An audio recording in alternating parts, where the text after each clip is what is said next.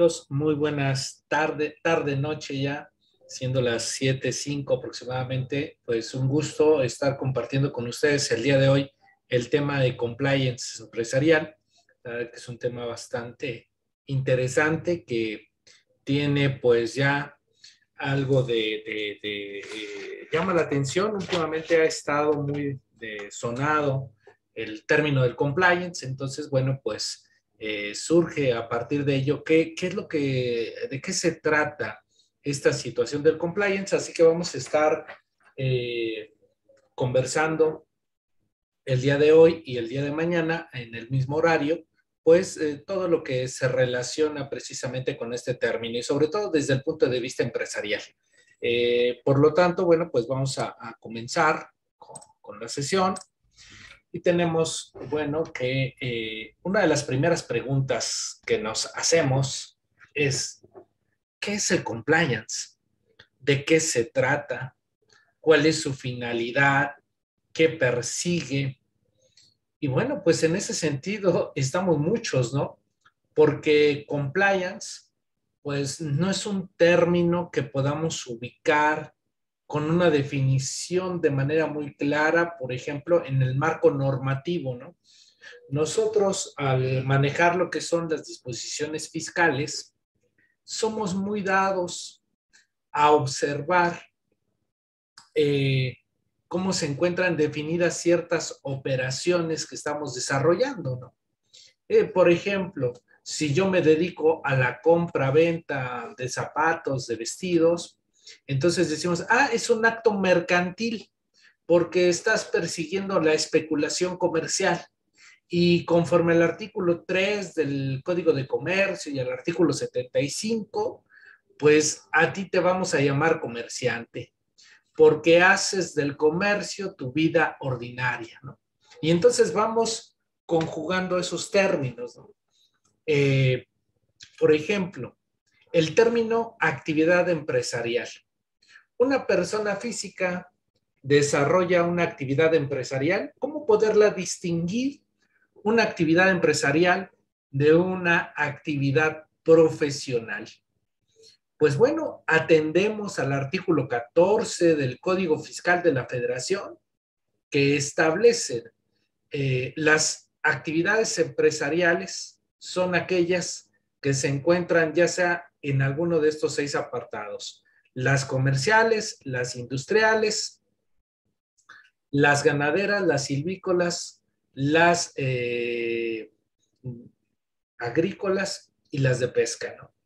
Y entonces, si realizas alguna actividad de este tipo, entonces tú te consideras como de actividad comercial. ¿Por qué? Porque el artículo 14 así lo define. Eh, Otro término también muy común, podríamos decir, oye, ¿en qué momento se acumula el ingreso para efectos del impuesto sobre la renta cuando hablamos en el caso de una persona moral, de una empresa?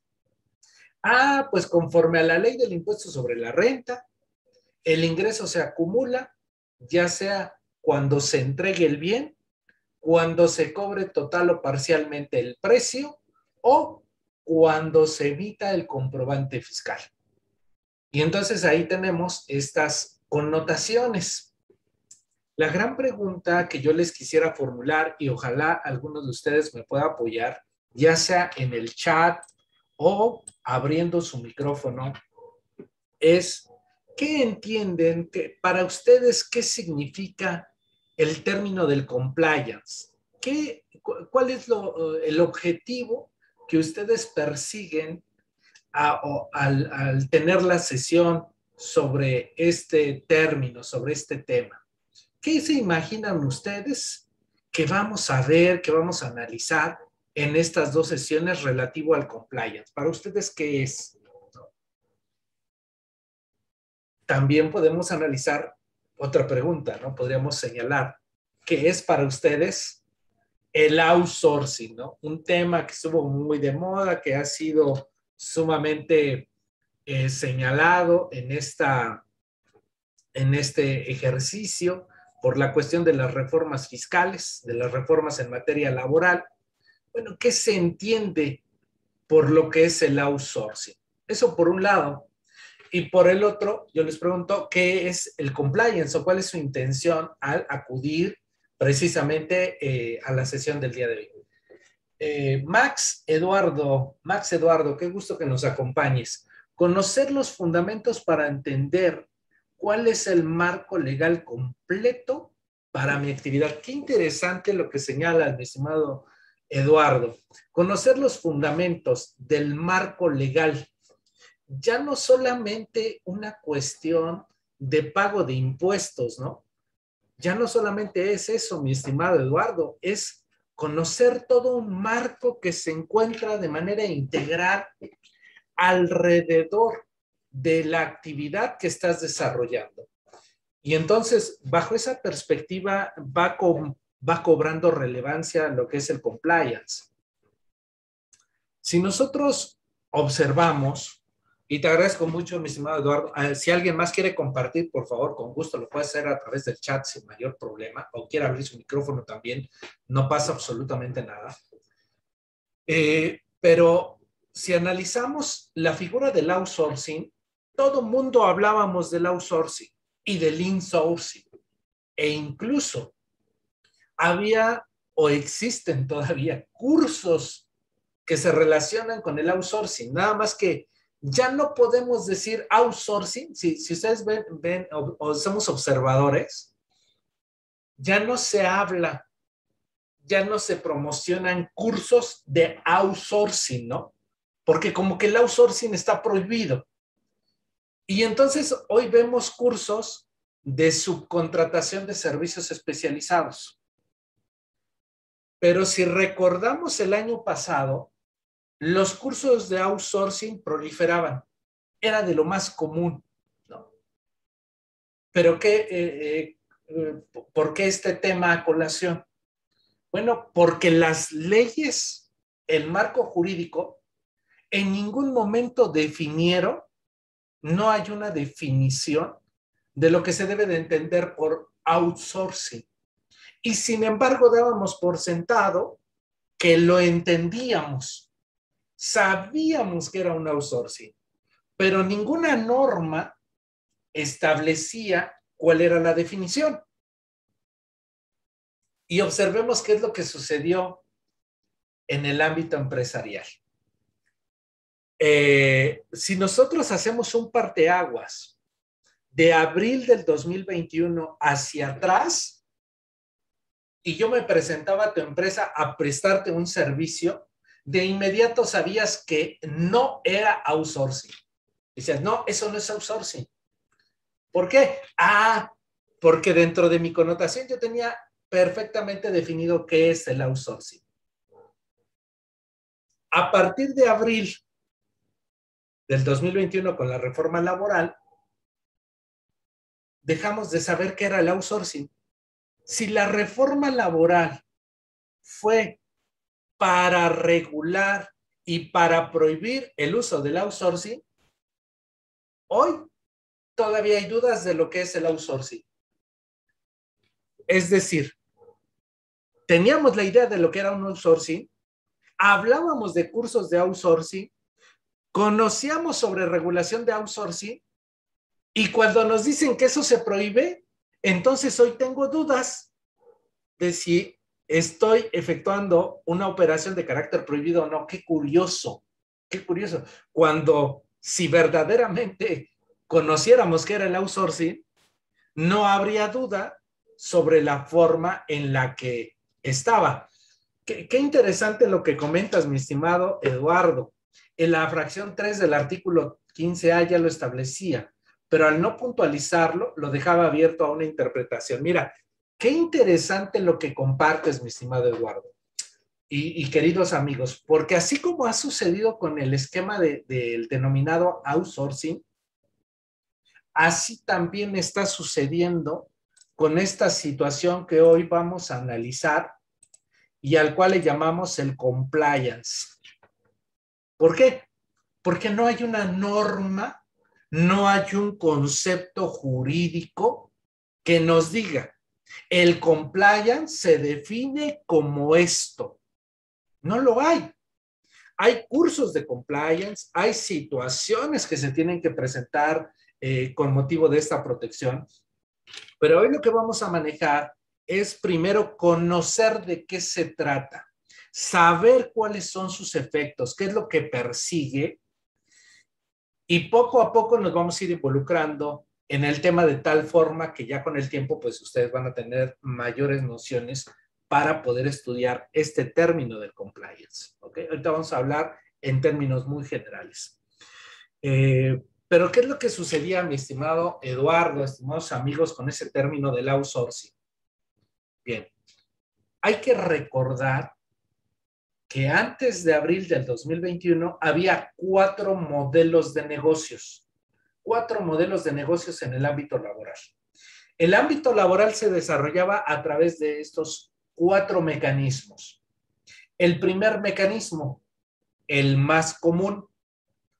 Ese mecanismo es el que no nos gusta a los patrones, que es contratar a un trabajador al cual yo le pueda dar órdenes y lo tenga que inscribir al Seguro Social, aportar el 5% para su vivienda dicta y pagar el 3% del impuesto sobre nóminas.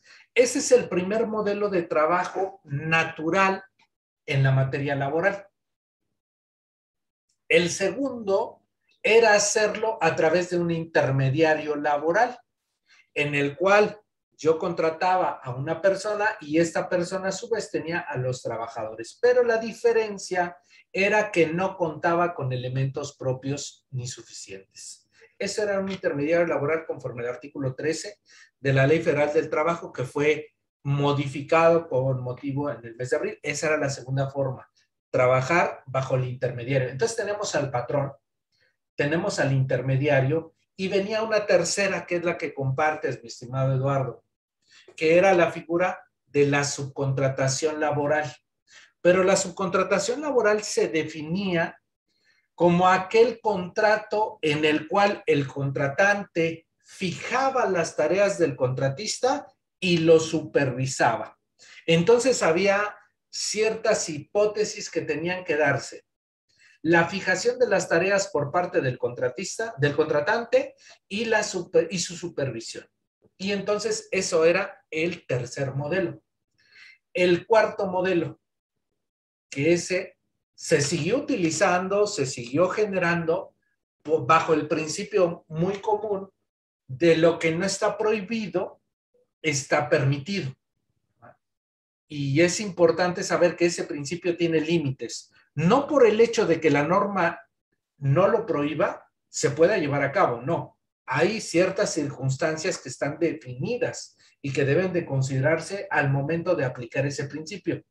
Sin embargo, en términos muy generales, bajo el lema, lo que no está prohibido está permitido, entonces surgió un cuarto modelo de negocio, que era el que se ocupaba en el sistema del outsourcing.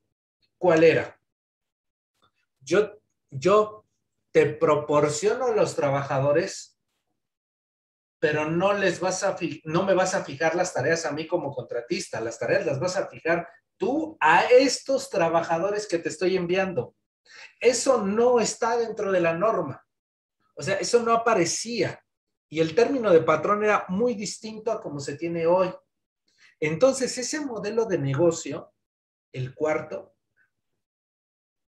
es el que proporcionaba al trabajador, ponía a disposición al personal, realizaba el servicio independientemente de si el cliente fijaba las órdenes o no. Distinto, para no caer en la figura de la subcontratación laboral. Y ese cuarto modelo de negocio no estaba contemplado en las leyes. Y por lo tanto, lo que no está prohibido, está permitido. Ese precisamente es el que se prohíbe a partir de la reforma. ¿De dónde se tomó esto de proporcionar trabajadores y poner a disposición? En mi opinión, se tomó de la serie de contratos que analizó la autoridad fiscal al momento de fiscalizar el tema del outsourcing. Entonces, cada vez que la autoridad llegaba a revisar las deducciones, las facturas que emitían este tipo de prestadoras de servicio y eran outsourcing y cómo se identificaban o cómo la autoridad fiscal sabía que eran outsourcing. Bueno, por el convenio de información con el Seguro Social, porque las outsourcing tenían una clase asignada o tenían diferentes clases asignadas a un solo registro. Entonces, ellos eran los únicos que podían tener diferentes tipos de clases de riesgo. Entonces, si la persona moral tenía distintas clases de riesgo, entonces era un denominado outsourcing. Cuando se analizaron los contratos de esas empresas, en el objeto se señalaba: mi obligación es proporcionarte personal. Mi obligación es ponerte a disposición, y de ahí se toma y se aterriza en la Ley Federal del Trabajo. Y entonces, en ese sentido, es que surge esta cuestión de proporcionar y poner a disposición. ¿Ok? Ahora, ¿por qué es importante conocer este punto? ¿Qué relación tiene con el compliance? Bueno, porque muchas empresas, precisamente del outsourcing, y dependiendo del giro de la actividad que esté desempeñando, que esté desarrollando, es como podemos llegar a conocer esta medida de protección, esta forma de prestar nuestros servicios, de trabajar, nuestra forma de operar. Esto quiere decir que si una empresa, por ejemplo, que brindaba el servicio de outsourcing, si hubiese tenido el tema del compliance, sabría perfectamente cómo se estaban moviendo las reformas, no solamente a partir de abril, que fue el cambio, sino desde el momento en que se presentó la iniciativa. Y a partir de ahí darle seguimiento de cómo le podía afectar una reforma a un modelo de negocio. Por eso es tan interesante en la cuestión del compliance el modelo o la forma en la que se está desarrollando el negocio. Entonces, definir de una manera puntual todos los elementos que va a conllevar a lo que es un compliance.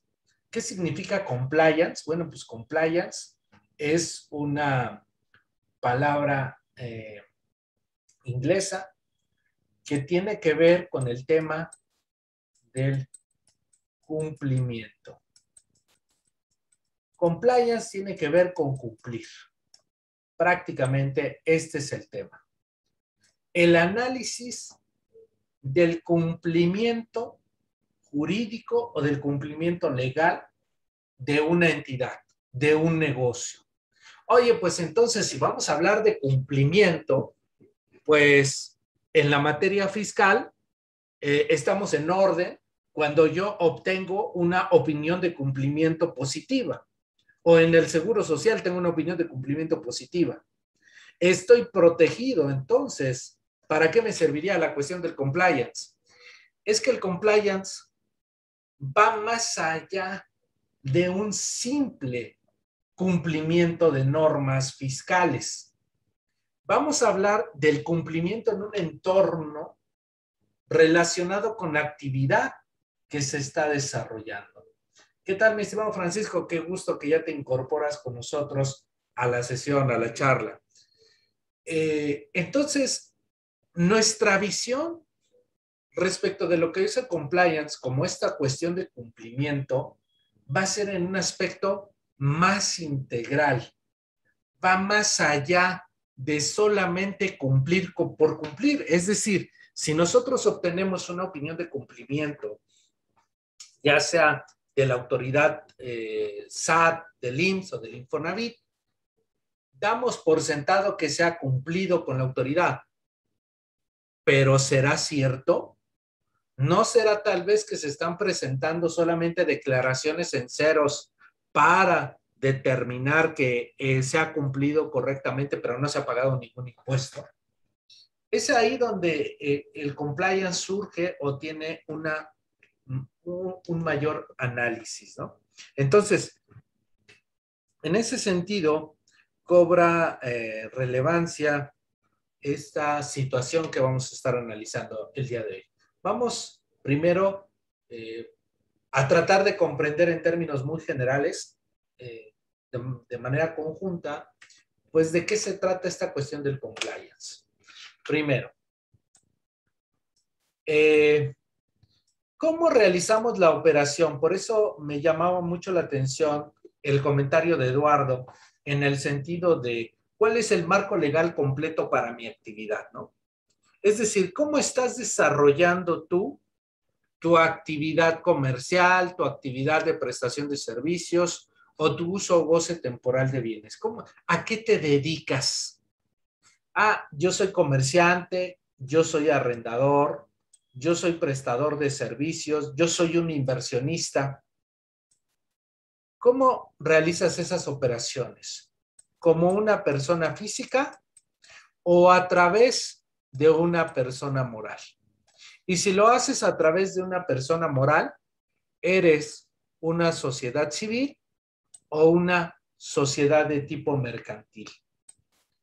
Y entonces, en ese sentido, es primero identificarnos.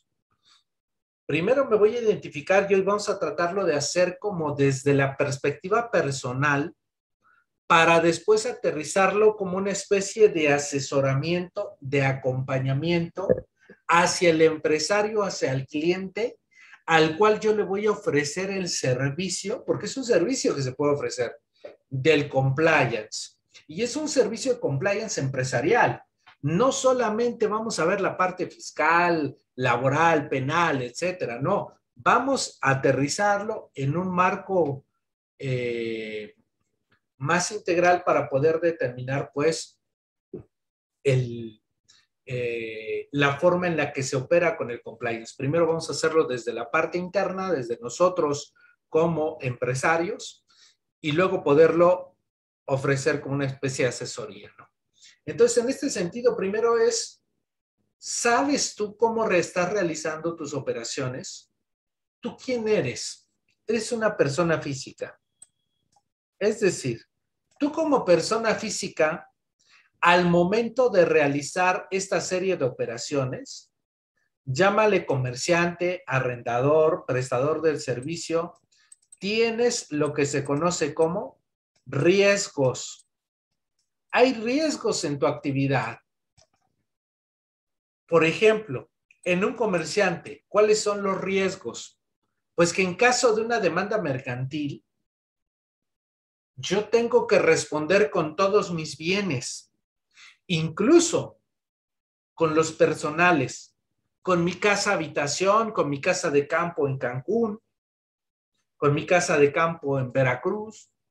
Yo voy a responder absolutamente con todo mi patrimonio en caso de un conflicto mercantil. ¿Por qué voy a responder por todo? Porque soy comerciante. Y al momento en el que yo estoy realizando operaciones mercantiles, la responsabilidad es absolutamente conmigo y mis bienes. En cambio, cuando se trata de una persona moral, de una sociedad, el riesgo cambia, porque dependerá del tipo de sociedad que se haya conformado para conocer la responsabilidad o el riesgo en el cual se encuentra el socio que ha aportado una cantidad a esa persona moral.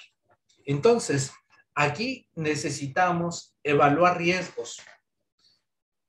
De la misma forma, cuando yo estoy en el caso, por ejemplo, de un arrendador, muchas veces la cuestión del tema del arrendamiento se basa el riesgo en que el inquilino o el arrendatario no pague la renta.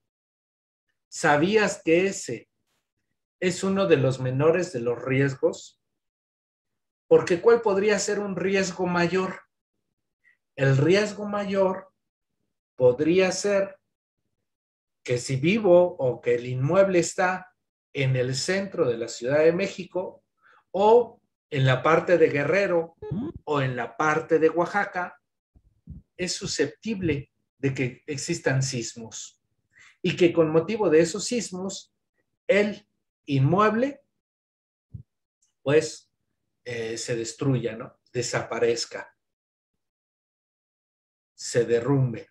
Bajo esas condiciones, entonces estoy perdiendo mi patrimonio. Y no es porque el inquilino me deje de pagar o el arrendatario. Es simple y sencillamente por una situación que sale de mi alcance. Entonces ahí hay que ser esta cuestión de qué es lo que puede suceder que nos pueda colocar en riesgo, ¿no? Oye, ¿un prestador de servicios podría estar en riesgo? Pues preguntémosle a un médico, ¿no? A un médico que toma la decisión de operar a un paciente sin tener la actualización, sin tener la expertise para poderla llevar a cabo, ¿no? Y en consecuencia, con motivo de esa prestación de servicios, pueda ser demandado por la vía civil a la reparación del daño. Y entonces ahí nuevamente estamos hablando de riesgos. Y como inversionista pudiera tener un riesgo, Efraín, por supuesto. Fíjate qué interesante lo que comentas, mi estimado Esteban. Extinción de dominio en el caso del arrendamiento. Yo te preguntaría, ¿pero por qué sería esa una situación de riesgo si yo solamente me estoy dedicando a rentar? ¿En dónde podría estar la cuestión de la extinción de dominio en el arrendamiento? O sea, como que yo como arrendador no le vería un problema de extinción de dominio. ¿Y qué es la extinción de dominio? Primero para ir comenzando. Bueno, pues la extinción de dominio significa que el Estado, el gobierno, expropia un inmueble. Y entonces a mí, que soy el arrendador, ¿por qué me va a expropiar el inmueble? ¿Por qué me va a quitar el dominio si al final yo no estoy cometiendo ningún delito? Bien, mi querido Esteban, ¿no? Bueno, pues la situación es simple y sencillamente porque el inquilino, porque el arrendatario haya cometido un delito. Por ejemplo, el delito de secuestro. Y que esté utilizando mi inmueble en el cual tiene resguardada a la persona secuestrada. Y entonces, desde la perspectiva de gobierno, la perspectiva del Estado, es que el arrendador y el arrendatario están coludidos para realizar ese secuestro, para cometer ese delito. Y en consecuencia viene el riesgo para el arrendador de la pérdida del inmueble por esa comisión del delito. Y entonces, hoy parte, por ejemplo, de esta cuestión del compliance es, estás entrevistando al inquilino.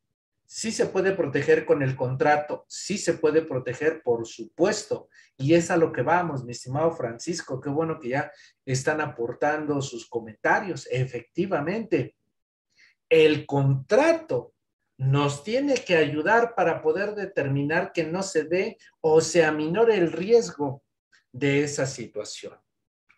La gran pregunta es, ¿y estamos formulando los contratos adecuados para podernos proteger de esas contingencias? Porque muchos arrendadores simple y sencillamente deciden, bueno, si me vas a pagar la renta, pues listo, se acabó. Imaginemos el siguiente modelo de negocio. El modelo de negocio es: yo soy un arrendador, tengo un inmueble, tengo una bodega y se presenta una persona diciendo que va a rentar esa bodega. Y digo, perfecto, no hay ningún problema, aceptamos tu renta. Y entonces nada más me pone una condición. ¿Y cuál es esa? Te voy a pagar la renta en efectivo. Ah, caray, en efectivo. Bien, imagina que yo no conozco del medio, yo no conozco de informaciones, yo no participo de los temas de contadores, de fiscalistas. Yo soy un ciudadano de a pie que se dedica a dar en arrendamiento y que no ha tenido problemas con sus inquilinos. Y en consecuencia, a mí se me hace lo normal que me pague la renta. Si me la quiero pagar en efectivo, muchas veces hay arrendadores que así lo señalan. Si me paga la renta en efectivo, por mí está mejor, está muy bien. Y es una renta de 30,000, 40,000, 50,000 pesos. Y te dicen, ni te preocupes, aquí está, te voy pagando en efectivo. Y cada vez me va pagando en efectivo.